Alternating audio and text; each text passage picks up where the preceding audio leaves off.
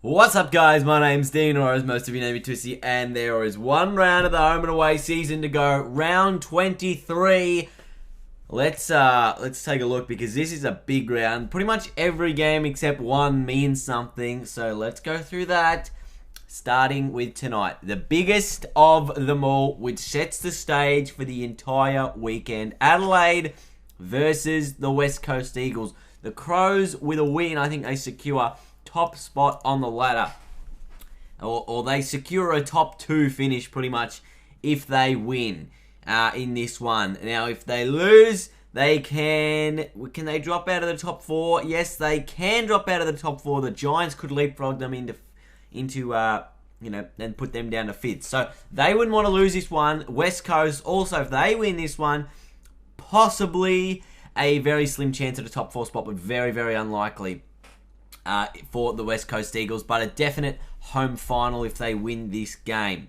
Now, the changes. Henderson and Alice Yeoman in for the Crows, with Rory Sloane huge out with 1 week suspension. I don't even understand why he got suspended. AFL is dumb. They've got no consistency whatsoever. And Brodie Smith out with concussion.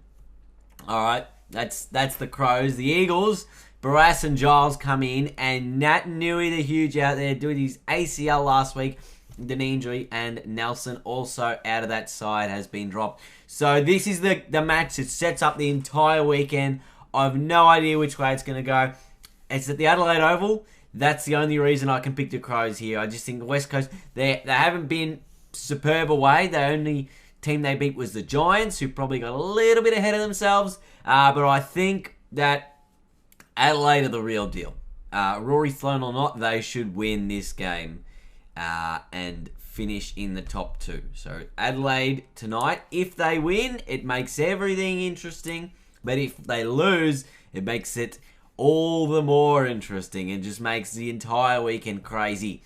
Then you've got Geelong and Melbourne Saturday afternoon, or the early time slot at Simmons Stadium. Bartel, Caddy and Menzel in for the Cats, bringing in the big guns here. Kirsten, Lang and Henderson out for that side. Henderson, the big out there with a knee, got some surgery this week. Whether or not he's back for the finals, not quite sure yet. So he might be back finals week 2, but they're hoping to get him back for week 1 of the finals there. For the D's, Garlett, Salem and Harms in for Oliver, Neil Bullen and Mitchie have all been dropped from that team after the loss of Carlton last week. And now, if Melbourne win this game and North Melbourne lose, then you can pretty much say that Melbourne have killed their finals chances by losing to Essendon. And, yeah, that's pretty much it. Geelong should win at home. They're playing for a top 4 spot as well. They got to win to make sure they stay inside that top 4. So, win is critical for them. A loss, they don't want to have that. That'll drop them out of the top 4. Need the win. Next game means a little bit for the bottom of the ladder now. The wooden spoon, potentially. If the Bombers beat Carlton here, and Brisbane get thumped by the Saints, there is in the realm of possibilities that the Lions could win the wooden spoon, get a priority pick, and pick 1 and 2. So, or pick 1 and 3, I think it would be. But the Bombers here got a few changes against the Blues. Goddard, Dempsey, Conger and McKernan in. Jamar, Azario, Fantasia out with a groin injury, big out there. And Stokes and Adam Cooney both retired last week to play their last games. So there's some big outs there in Fantasia, Stokes and Cooney for the Bombers there. But Goddard's, I guess, the big one back in for them. And for the Blues, they've got Kerridge and Silvani coming in. Everett's been omitted, and Curnow is out with the knee injury. So the Blues, they had a good win last week. Can they back it up now against a side they should beat in the Bombers? A side they should beat. They wouldn't want to lose this one. We definitely don't want to lose this one. Saturday afternoon now. Saturday twilight, actually. At the SCG. Sydney take on Richmond. The Swans have had their issues against the Tigers in the past, but they should win this one quite convincingly and assure themselves of first place on the ladder. Kieran Jack and Harrison Marsh come into that side. Towers and Mills, big out there with the calf injury. They're just priming him for finals, I assure you. And for the Tigers, Mabior Chol to make his debut for Connor Menadue, who gets dropped from the team after last week's performance. But Mabior Chol, going to be an exciting machine. Excitement excitement machine. I wonder if they're going to, like, he's been a bit of a swingman in the VFL. I wonder if they're going to put him in the forward line and have a little bit of a Lear versus Marbier Chol action, kind of like the Dorf versus Chol action last week. Might be interesting. It'll definitely play out itself. But the Swans to win that one. The only game that doesn't matter for the week, Gold Coast and Port Adelaide, regardless of who wins, nothing changes in the ladder. So who gives a stuff about this one? You can look at the changes if you'd like. I think Port had a pretty good performance in the derby last week, or the showdown. Jesus, called it the wrong thing, Dean. In the showdown last week, they should win. But yeah. They should win, but you never know with the Gold Coast. They've been pretty good as well this season. Pretty good by the Gold Coast. All right, forget that game. Moving on to another game that does matter. This could be all kinds of implications. Home finals here on the line. You've also got, nothing on the line for North Melbourne. Win, lose or draw, they stay in the same spot. So, McDonald and Higgins in for North. Thompson out with the adductor and McKenzie out. So, that's a big out there, Scott Thompson, especially with the Giants forward line. Patton, Cameron, Smith, Johnson, they're everywhere, the Giants forward. So, they're going to, and even Lobb. So, they're going to struggle defensively, I think, North Melbourne. Ferrito will probably have to take, number 2 defender. Patton's going to be the big hard matchup, I reckon, for them this weekend. So we'll see how the North Melbourne go against this Giants team. No changes for them. They are priming for September action. A win could see them jump into the top 4 if a couple of other teams lose. A loss could see them lose a home final completely. Obviously, that determines whatever happens at Friday night's game with the Adelaide and the West Coast. If the West Coast win, then they must win to keep a home final. If they lose, goodbye home final. Okay, well, if West Coast lose, then Giants already have that home final. So GWS more on the line in this one. They could definitely set themselves up with a top 4 chance here and a place to sort of charge into that final series. So I'm going with the Giants to beat North Melbourne, who got rid of 4 blokes this week. Boomer, Petrie, Dell, and Ferrito, and Spud. So I think that they're dumb in doing that. I think Boomer Harvey, the other 3 I can kind of understand. Petrie showed signs of age. Ferrito looks like he's on his last legs at times. And who was the other one? Dalsano's sort of he's been a consistent performer, but hasn't really done it the entire season. He's kind of just come out the last couple of weeks. So I think Harvey's probably the more interesting one here, because if you've still got blokes like Nahas and Farron Ray, if you're saying they're the youth that are missing out on a game, which I don't think they are, then it just still bemuses me. Like, he kicked 3 goals last week and had 30 touches. I don't see any other player on their list that can do that except Daniel Wells. And it just, maybe Zeeble, but they're in all sorts of trouble, North Melbourne. Moving on to Sunday's games, we got the Saints and the Lions. This does mean something, as I said, for the wooden spoon. If Brisbane gets smoshed in this one, if the Bombers win, of course, then that sets up this one to be an interesting one. Otherwise, it's just poop.